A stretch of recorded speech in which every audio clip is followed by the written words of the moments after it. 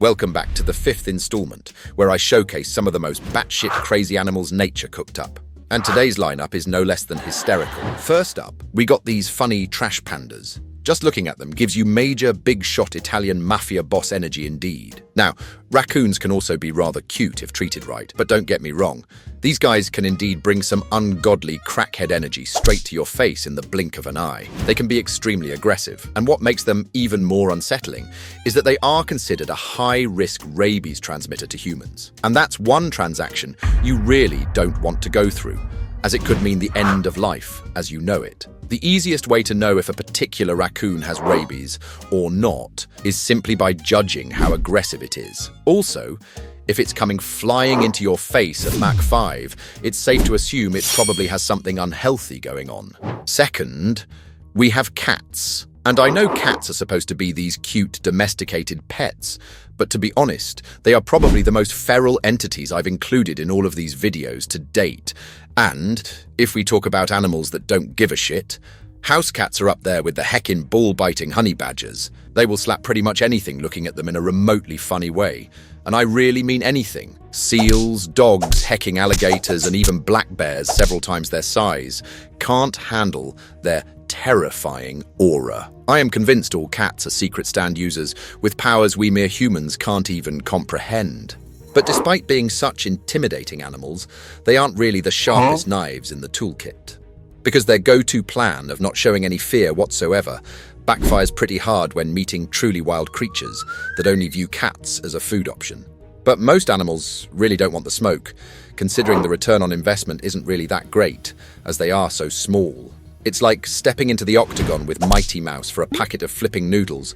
Not really worth it. Cats are also, statistically, one of the most deadly predators on Earth, beating any other big cats and predators by a long shot.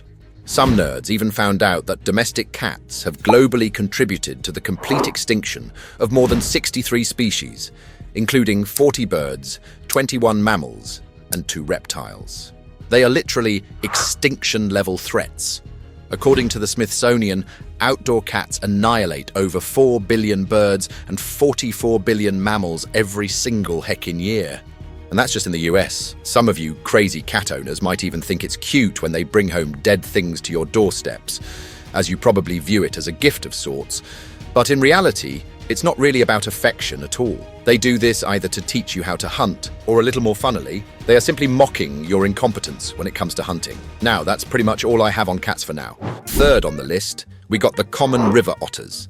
While the giant river otters usually take all the spotlight when it comes to the otter family, the truth is that pretty much all otters are absolutely cracked out of their goddamn mind. These deceptive little chaos gremlins are one of the most territorial creatures on Earth. They got speed, teeth, claws, and a serious attitude problem. While they are indeed chill, fish goblin animals most of the time, they will not allow the slightest disrespect from anything.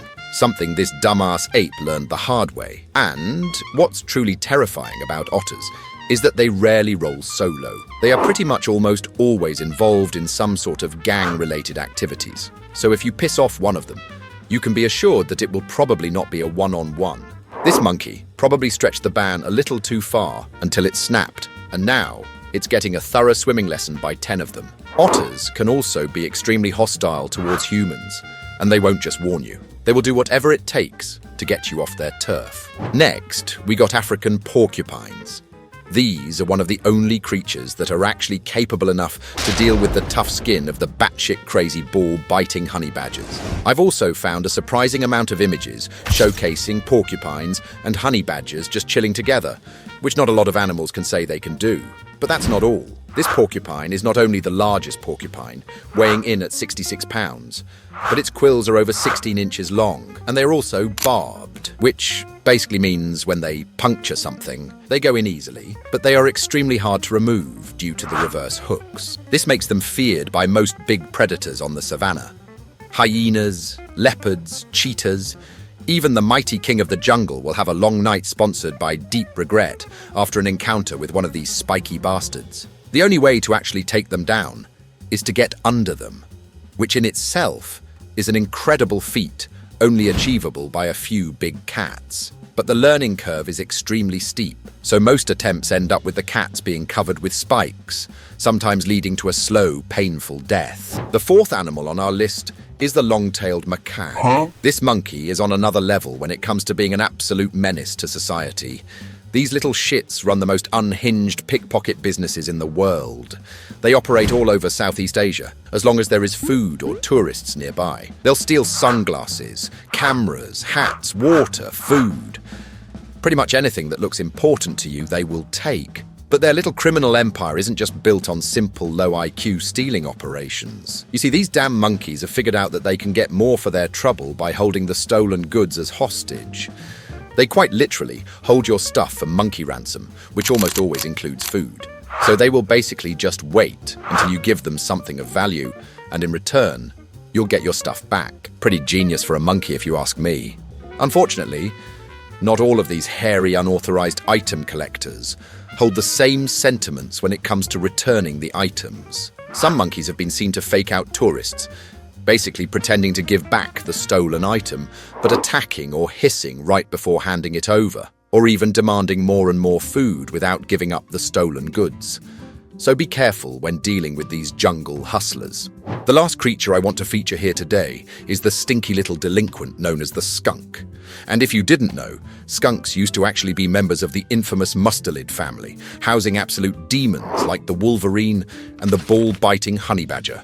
Skunks might not be official members of the mustelid mafia anymore, but they're definitely still in the group chat. And like all mustelids, skunks also possess that unhinged crackhead energy when it comes to dealing out unjust chaos wherever they go. While most animals in nature act according to respect and fear, skunks basically operate on don't make me do it energy. Even absolute tanks like black bears skedaddle real quick when they see that black and white striped combo, as they know what it's capable of.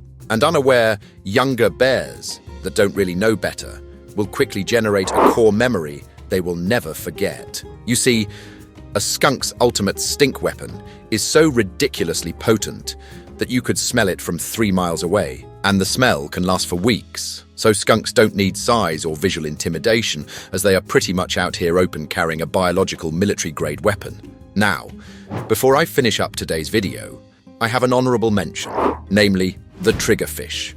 Divers hate them, biologists respect them, and pretty much everything else in the ocean avoids them like it's their heckin' mother-in-law.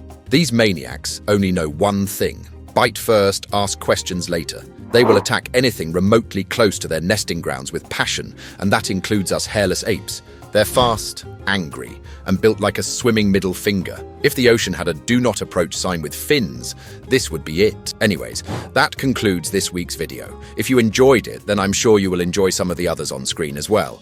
And hopefully, I'll see you again next Saturday.